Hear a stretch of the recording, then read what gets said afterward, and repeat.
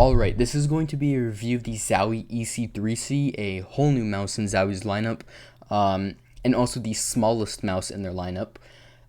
If you don't know what the C series is, it's basically from this point on, all of Zowie's coming out with a whole new lineup, which updates all of their current shapes with updates like a new cable, 24-step scroll wheel, and a few other things that we will get into.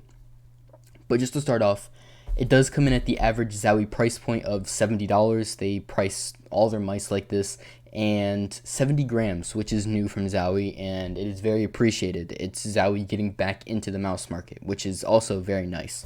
Now, the unboxing experience is exactly the same as any other Zowie product. It's just you get another pair of feet in the box, and that's it. Now, I'm just going to get into the sound test straight away. Actually, I'm going to talk about everything is still on board. DPI, polling rate, and it's the same 3360 sensor, which I will also talk about. But now I'm going to get into a sound test. Right and left click.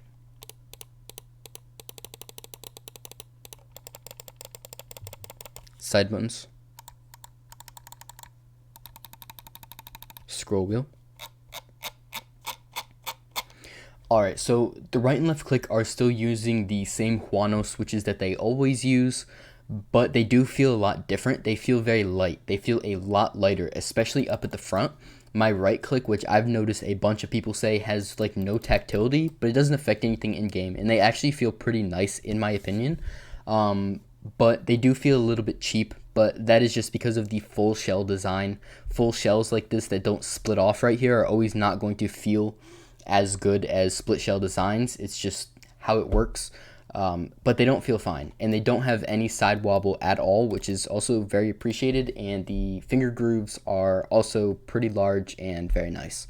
Now the side buttons, this was a huge complaint on the other EC series mice, and it is still a little bit of a complaint on this mouse. They do have some serious pre-travel, but the post-travel is completely fixed. Like on the old EC series mice, they had horrible pre-travel and horrible post-travel.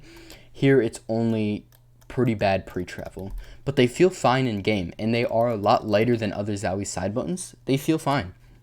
Now the scroll wheel is really where we start to get, I don't like it. It's updated to 24-step, but it doesn't feel nearly as tactile.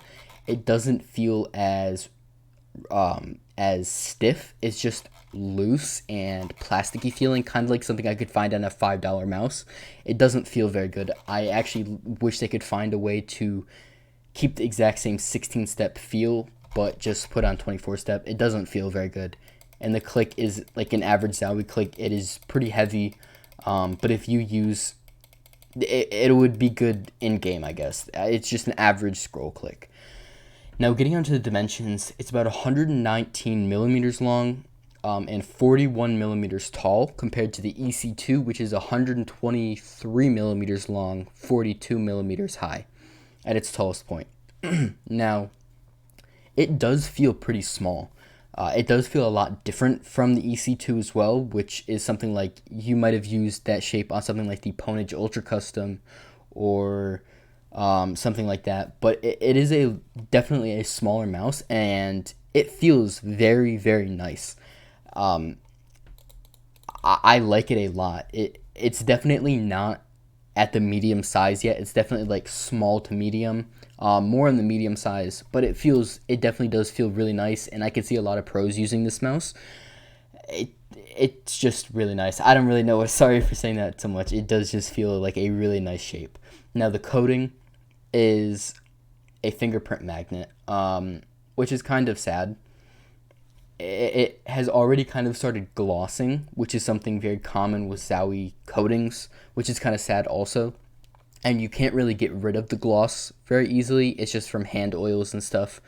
But you would definitely need to keep this mouse clean. It gets filthy really, really quickly. But I mean, the coating feels fine. And I guess if you don't care, it doesn't really matter.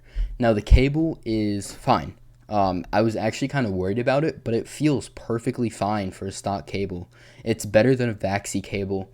It's not nearly on the level of like a Haste cable or XM1 cable, but it's fine. I don't think you actually need to replace it. And the stress relief is perfect. They angle it so high. It is really, really nice. And the feet are just average Zowie style feet, which I actually think Zowie's stock feet are better than some other companies' white feet, but they are not amazing by any means, and I probably would replace them. Now, a few of the complaints I do have is I wish they would make some type of software so I can change the debounce, because Zowie mice just always have pretty high debounce setting on, but it's really not too much of an issue. I didn't notice any latency or anything, and it used a 3360 sensor, which more mice are going to like 3370s and 3389s, so I would like to see maybe use a 3370 or something like that, but I mean, it feels fine. It's really not an issue. And also, I don't know who uses past 3200 DPI, but you can't do that on this mouse just because everything is on board. You would need software to go past that. But that is also a minor thing. So, I mean, overall, there's really no issues with this mouse, like, at all. There are a few minor annoyances like pre-travel, but nothing that affects me in-game, and the build quality is perfect. There's literally nothing wrong with this mouse at all. I mean, it's probably one of my favorite mice of the year, and it might be my new main. Like, I genuinely love Zowie mice, and I hope they continue improving their products. But that's gonna be it in this video. Like and sub, and I will leave a link in the description and my Twitter and everything. But that's gonna be it in this video. Peace.